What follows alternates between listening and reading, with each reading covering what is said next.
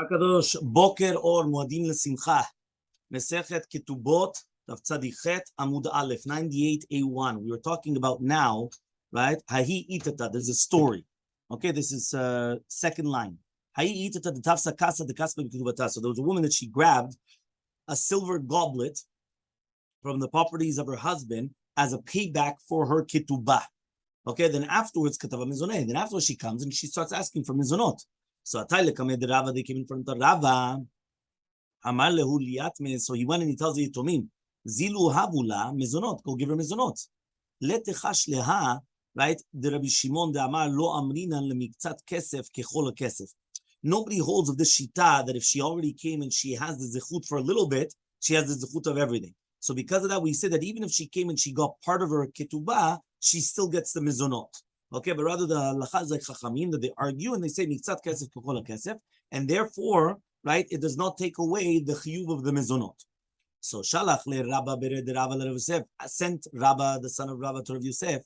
Mocheret shelo bevedin. If she comes and she sells from the property of the husband, not in front of the bedin, tzikha shivua and tzikha shivua, does she need to make a shivua or not? Right, remember that means basically she's selling the property in order to get mizonot. So does she need to make a shivua that she sold it and she didn't sell it half the price, and then afterwards she took the money on the other end? You know how people do kombinot and everything, right? They do all these tricks. So v'tibay lecha hachraza. Do you also need hachraza or not? Meaning hachraza is once upon a time, especially for the yitomim, they would have to do hachraza. Hachraza is that they come into the marketplace and they would start saying it. We're selling this property for the yitomim. We're selling. So way they get the best price for it because we want to make hachraza that everyone knows about it. If it's an under the table sale, they're not going to get the best money. But if it's going to be in front of everybody, they know. So Elmaleh hachraza lo kami JELI, right? Hachraza for sure is not a question, right? I mean, she doesn't have to do hachraza. Amar Biziram Rav Nachman says Biziram name. Nachman amna sheshama leatzma, a woman that she's an almana, that she did shuma. Shuma is evaluation. Leatzma for herself, right? Lo astav lo klum. She didn't do anything. Okay. Hechi dami. What's the case? If she already went and she did the hachraza, so amai lo astav lo klum. Why is it that she didn't do anything?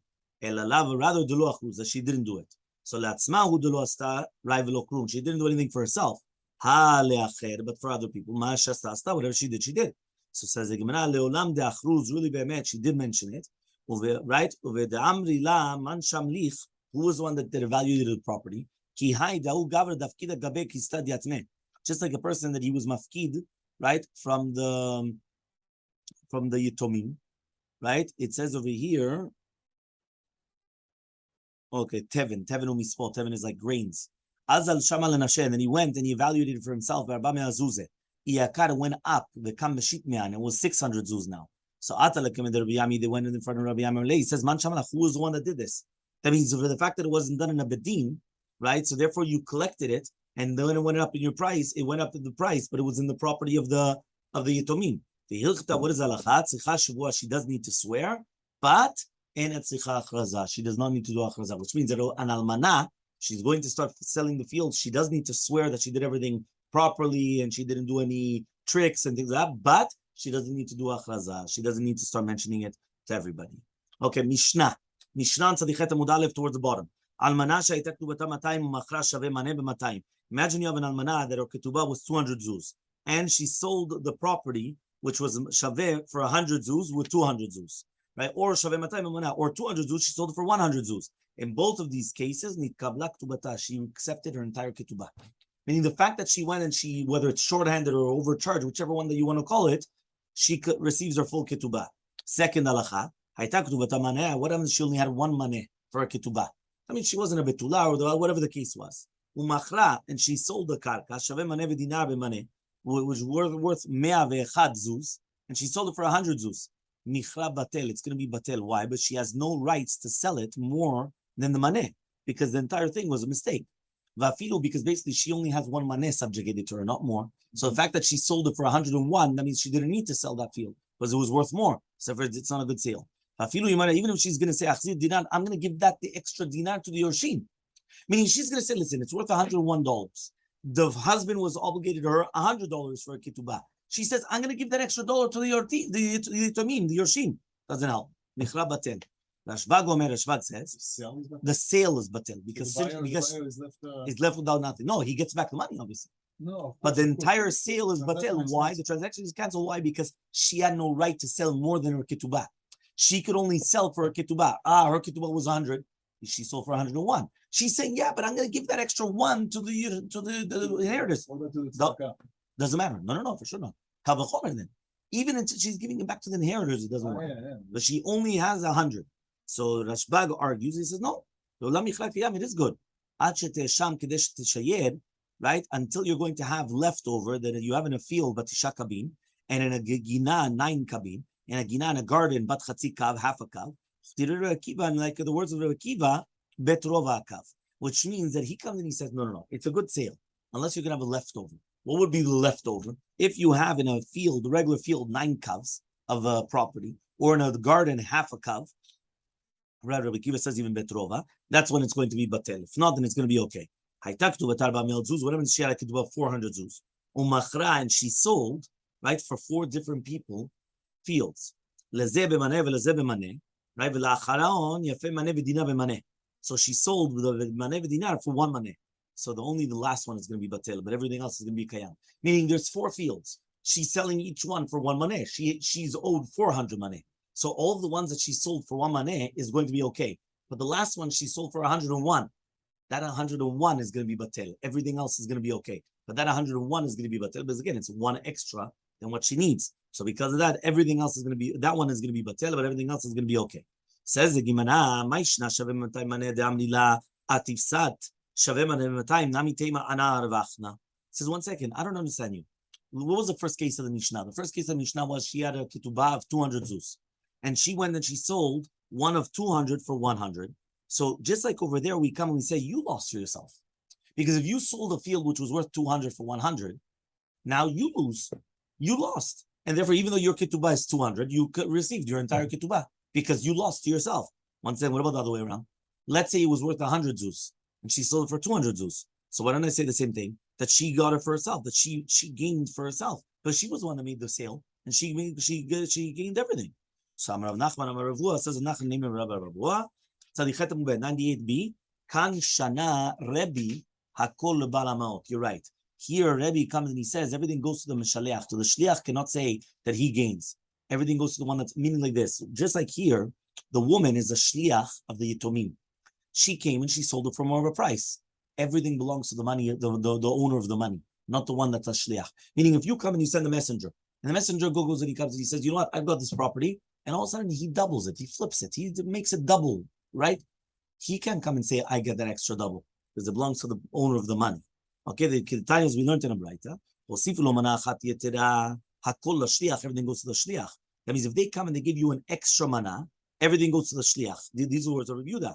Rabbi Yosef says no, but the maximum it's chulkim, they divide it between them, meaning half to the shliach and half to the mshaleach. So says the Gemara, Rabbi Yosef Omer Hakol Balamot. Says 1 second, I thought everything goes to the balamot, to the owner of the money, not to the shliach at all. Here we have 3 different shitot. Everything goes to the shliach. They divide it between them, and everything goes to the balamaut, to the owner. What's going on then? So Amar Rabbi Muhammad Lakash, it's not a question. If it's something which has a kitzbah, which means it has a set price, for example, bread, potatoes, whatever it is. If he now comes and he gives extra, right? So then what happens is, for sure, it's not a matana, right? And it's not a chelek mikara mekach. Right? Therefore, according to Shitat Rabbi Yosef, what's going to happen? He comes and he says, according to Shitat Rabbi Yosef, that we have a doubt by what's going on. He says, misafek, they divide it between themselves. But if it's something which en lo kitzpah, for example, it could be a talit, it could be certain vegetables that they go up and down price all the time. So therefore, in such a case, right, it comes out that the tosefet is not a matana, but it's part of the sale. And therefore, says Rabbi Yosef, everything goes to the balamot. Meaning, if it's fixed, I could say, you know what, maybe you give it to the shliach. Right? You know that it costs $10. You went and you got milk. You know the price. It costs $4.79. They come and they give you an extra milk. Maybe they give it to you. They like your face. They wanted to give it to you. So we're not sure. Or maybe they give it to the person that was buying. You know you were buying for somebody else. So he said, oh, you divide it. You understand? Split. Okay, fine. But if it's not a fixed price, so then it could be that it depends on the fluctuation. So everything goes to the bal amount. Amar Rav Papa says, if it's something which has a kitzbah, they divide it between the balamaot and the shaliach. If it's davar she'en lo kitzbah, if it does not have a fixed price, everything goes back to the balamaot. Everything goes back to the owner of the money. My Kamashmalam, what does it come to teach you? The Shiyun and the Shanin Shiyun, that it was a good answer that we answered above to do with that, that it depends on whether it's a fixed price or not. Ibailehu, we're going to ask another question now. Amalei, he comes and he tells to the Shliach, go sell for me a letech. Letech is a half of a kur of a sadeh, of a field. And he sold an entire kur. My wasalacha. Mosif al devaravu, is he adding on his words? So litka miakanen, he did acquire at least a letech. Well, Dilmar maybe ma'avir al devarav. He was transgressing his words. Which means like this. I come and I tell you, David, you know what? Go sell for me an acre of land. Sorry, not an acre, half an acre. Right? And you sold a full acre. Was it just that you added on? So therefore, the half acre was sold. So you sold the half an acre. The other half an acre comes back to me. Or do we say you are transgressing my words completely and therefore even the half an acre is not sold because you transgress my words completely? So that's the question. So I'm going to have Yaakov Minei Pekod. Says Yaakov Minei Pekod Mishmei Deravina Neirvina. Tashema, we're going to try to bring a proof. Amar Balabai Lishlucho. The Balabai comes and he tells the Shliach, Ten Laim Chaticha, give them a piece of meat to the Orchim. Vehu Omer, and he says, Surfside, go take 2. Men Atru Shalosh, and they took 3 pieces. So imagine the Balabai comes and says, give them 1. The Shliach says, give them 2. They took 3. La'inara, no? Kulan Ma'alu. Everybody was Ma'al. Everybody did Mi'ilah, right? The Balabai did Mi'ilah because at the end of the day, right, he comes and he says that this is talking about because this was of Ekdesh. Right? At the end, they found out that this meat was all belonging to Ekdesh. So the Balabai did Mi'ilah, right? Because obviously he gave food of Ekdesh. Shliach did the Mi'ilah, and also the Rochim did the Mi'ilah. Everybody did the Mi'ilah. Okay, so the Balabai on one piece, the Shliach on the extra piece, right? Because he added on the extra piece, and the Orchim, the other piece as well. So Mi'ilah is when you benefit from Hekdesh, you have to bring a Korban Mi'ilah, right? Mi'ilah, you have to bring a Korban Mi'ilah, and you have to add a 5th to the principal. So you have to pay back the principal plus a 5th. Because you benefited from Hekdesh. Meaning, if I come to the Beit HaMikdash and I took an Korban and I started eating from it, then I'm not allowed to. So therefore, I did Mi'ilah. Anything from benefiting from consecrated things. It's called Mi'ilah. So you bring a sacrifice, plus you have to pay it back the principal, and you have to add a 5th. So if you're going to tell me that he's adding Shumhachi, because that Balabayit was also Ma'al. But if you're going to tell me now that he's Ma'avil al Dvarav, how he Balabayit, Ma'al. So then 1 second. So Shliach was Ma'al, not the Balabayit. Meaning, if you're going to tell me that the Shliach was not adding to the words of Balabait, he was going completely against the Balabait. So when the Shliach went and he told him, take 2, so the Balabait became completely exempt. Because now the Shliach is not the Shliach anymore. He's completely going against the Balabait. Right? That's Nana we learned. HaShliach shasa shikuto, Balabait ma'al. Lo asa shikuto. If he didn't do the Shlichut, then the Shliach is ma'al. So therefore, this is a proof that he's mosif al dvarav. He's adding to the words of the Balabait, but he's not ma'avir. Ma'avir al-dvarav means he's being over al-dvarav. He's transgressing the words of Balabai. So answers the Gemara. What are we dealing with? Ta'malehu talu achat midato shel Balabai. Take one as a dot of the Balabai. Ve'achat midati, and one of them for mine. Ve'shaklu inhu tlat. And then they went. That means basically what happened was that he went and he told the shliach to the rochim, take 1 midat of the Balabai and 1 for me. And they went and they took 3 pieces.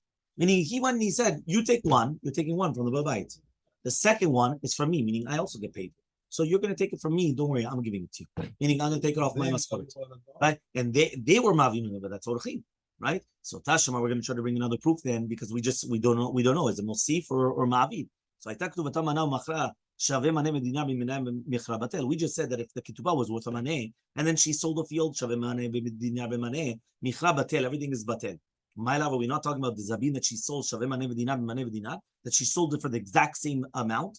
Umay b'mane, what does it mean mane? Mane shala for her 100 zuz, right? Umay afilu. What does it mean then afilu?